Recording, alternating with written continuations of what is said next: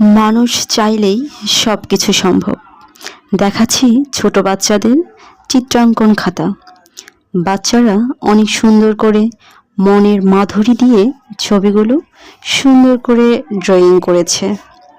আসলে যে কাজগুলো আমরা প্রত্যেকেই মন থেকে করি এবং কাজগুলো ফুটিয়ে তোলার চেষ্টা করি, সেগুলো সত্যিই অনেক পারফেক্ট হয়ে ওঠে। পারফেক্টের সংজ্ঞা হয়তো দিতে পারবো না, তবে কোনো কাজ ছোট করে দেখা উচিত নয়। প্রত্যেকটি কাজ মানুষ মনোযোগ সহকারে করে। প্রত্যেকটি কাজকেই প্রত্যেক মানুষের সম্মান করা উচিত।